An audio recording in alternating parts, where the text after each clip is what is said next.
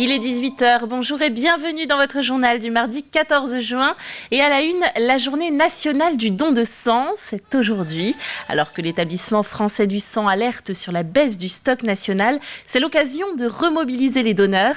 Le télétravail serait en partie responsable de cette baisse. 80 000 poches sont en réserve pour la France, là où il en faudrait 100 000, même si les Vendéens sont plutôt généreux.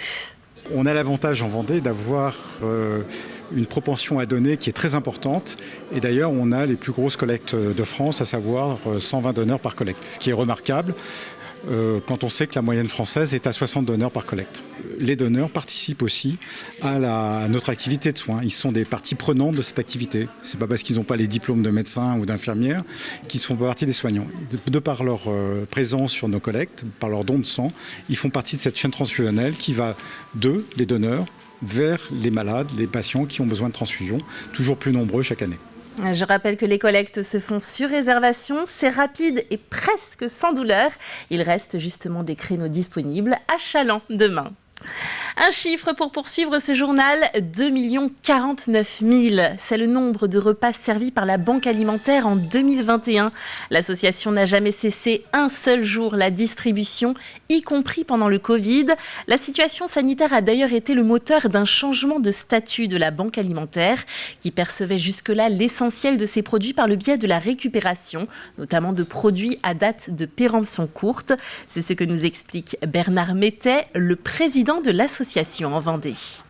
La crise Covid nous a amené des fonds en monétaire, des fonds nouveaux que nous n'avions pas l'habitude de gérer. Donc on a commencé à acheter de la nourriture pour faire face aux besoins, à des besoins qui s'identifiaient de plus en plus clairement, qui n'étaient pas systématiquement de la nourriture. Par exemple, les produits d'hygiène pour les jeunes femmes. Il fallait parfois peut-être être en capacité de les acheter ou de les récupérer avec des frais nouveaux. Cette évolution nous a amené, il y a maintenant 2 ans, à se repositionner sur le fait de l'acquisition de ressources à redistribuer. Direction le Langon à présent, où les anciens combattants d'Algérie se sont réunis pour une cérémonie de commémoration. Un monument aux morts y a été érigé, rappelant que 207 Vendéens sont tombés au cours de ces affrontements. Pour les anciens combattants, l'urgence est de témoigner. Des propos recueillis par Simon Philippot. Comme dans toute la France, de nombreux Vendéens ont dû endosser l'uniforme entre 1954 et 1962.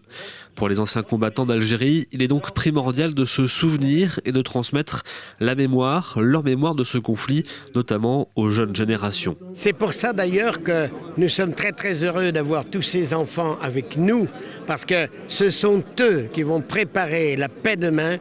C'est vers eux qu'on va pour leur apprendre le civisme, le patriotisme, le devoir de mémoire, et on les apprend aussi à aimer leur pays, la France. Pour tous, anciens combattants ou membres des familles des 207 Vendéens tombés au combat, les souvenirs douloureux de cette guerre sont encore bien présents dans les esprits. Il faut savoir que là-bas, nous avons beaucoup souffert de l'autre côté de la Méditerranée. D'abord, nous avons vu certains copains mourir à côté de nous. Et puis, nous avons souffert de la soif, de la faim, parce que parfois nous partions pendant 2 ou 3 jours. Alors c'est pour ça que nous sommes très marqués. Les appelés au combat devaient tout quitter du jour au lendemain et beaucoup partaient en ayant en mémoire les 2 conflits mondiaux. Ça a été très dur pour moi parce que familialement parlant, mon défunt papa a fait toute la guerre 14-18. Du côté de mon épouse, mon beau-père a été prisonnier de guerre. J'étais le seul garçon d'une famille de 5 enfants. Notre mariage a été repoussé d'1 an. Puis ça a été, il faut le dire, un déchirement familial. Puisque en quelques heures seulement, il a fallu regagner le corps auquel nous étions affectés, avant bien sûr de traverser la Méditerranée et de gagner l'Algérie. Ce monument érigé au Langon est dédié aux victimes vendéennes du conflit, un lieu de recueillement important pour les 8000 anciens combattants vendéens de la guerre d'Algérie toujours en vie. Sans transition, l'entreprise allemande Sto n'est pas prête de quitter la Kopfscharnière. Au contraire même, le fabricant d'isolation thermique par l'extérieur, une référence sur le marché, vient d'inaugurer de nouveaux aménagements sur son site.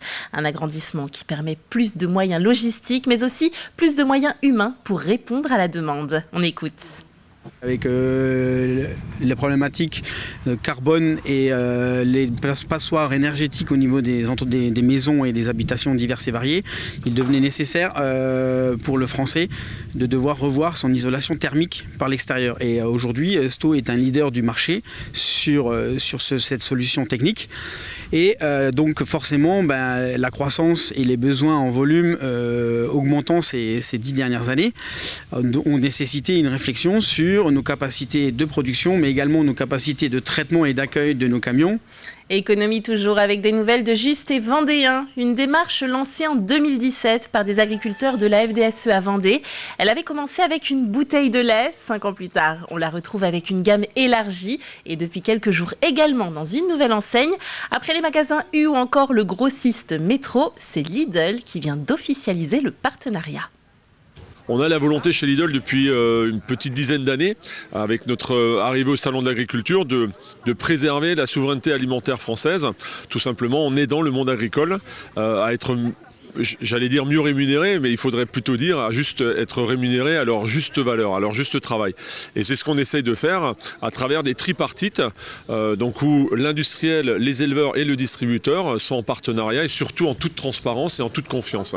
À Saint-Gilles-Croix-de-Vie, c'était Open International de Parasurf ce week-end, avec des conditions idéales. Les meilleurs compétiteurs s'y sont retrouvés, quelques novices aussi, vous allez voir. L'occasion de parler de cette discipline, encore trop peu connue, car oui, le plaisir de la glisse est accessible malgré le handicap. Alix Lanos était sur place.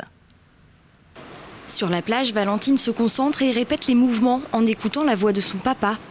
Car la jeune surfeuse de 11 ans est non-voyante. J'ai besoin d'être accompagnée. En général, on me pousse dans les vagues. Mais là, ce matin, j'ai appris à y aller qu'à la voix. Là, je me sens beaucoup mieux, je pense à rien quand je suis dans l'eau. Et des fois, ça me remonte le moral parce que j'ai un parcours musical un peu compliqué. Ils sont une vingtaine de participants à cet Open de Parasurf.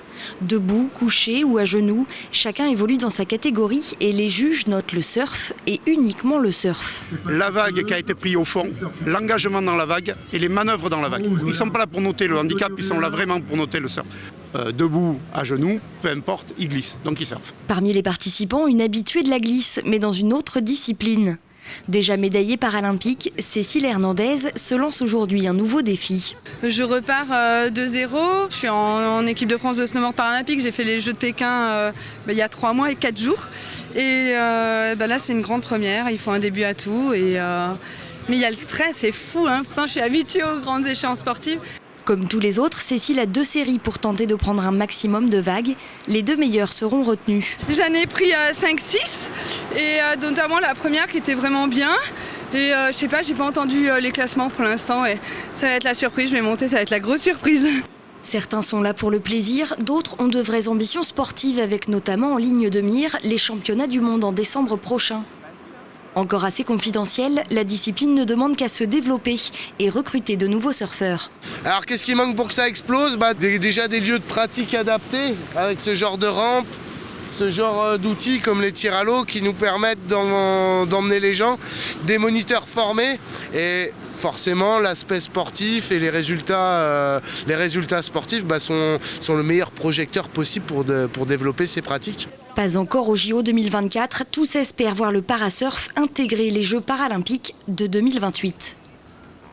Amoureux des chevaux, bloquez vos 16, 17, 18 et 19 juin. Vendée Cheval organise la venue de Jean-François Pignon. Au programme, son spectacle Black and White, un stage sur 2 jours ainsi que des projections de films et débats. Un événement organisé au Haras de la Vendée. Ils sont déjà partis, mais le village départ reste. Les skippers de la Vendée Arctique retrouveront tel quel le village de la course, qui continue à connaître une belle fréquentation. Il permet maintenant de suivre l'avancée du parcours. On regarde ce reportage d'Aurélien Huard. Cette Vendée Arctique, les Sables d'Olonne propose un parcours inédit avec le Tour de l'Islande qui n'avait pas pu se faire en 2020 en raison des conditions météo. La flotte va naviguer dans des conditions difficiles, très froides, au-delà du cercle polaire. Et c'est ce qui a inspiré les organisateurs dans la conception du village départ qui s'est transformé en village course. Sur 7000 m², le thème de l'Arctique est décliné avec des igloos, une patinoire ou encore des expositions, mais aussi des rendez-vous quotidiens pour suivre la course. On veut profiter de cette avant-saison, de ce merveilleux mois de juin, pour que les touristes, les Vendéens, puissent profiter totalement de la course. Cette fois-ci, le Covid ne va pas nous empêcher d'accueillir nos héros qui reviendront du Tour de l'Islande, une toute première. Les premières arrivées sont prévues autour des 22 et 23 juin. La cérémonie de remise des prix aura lieu le dimanche 26 juin à 17h. Et pour finir, un mot de cyclisme avec cette victoire de Peter Sagan de Total Energy sur la 3e étape du Tour de Suisse. C'est sa première victoire après une absence relativement longue. Le Tour de Suisse se poursuit jusqu'au 21 juin. Un mot sur la météo avant de nous quitter qui s'annonce chaude, très très chaude pour demain. Au regard des températures exceptionnelles annoncées, n'oubliez pas de vous hydrater régulièrement et d'être attentif aux signes de coups de chaleur. C'est aussi les épreuves de baccalauréat et justement l'Éducation nationale annonce des mesures particulières prises à cette occasion. C'est la fin de cette édition. Merci de l'avoir suivi. Le retour de l'actualité se fera dès demain à 7h dans votre matinale en compagnie de Caroline Tronche. D'ici là, passez une très belle soirée. À bientôt sur TV Vendée.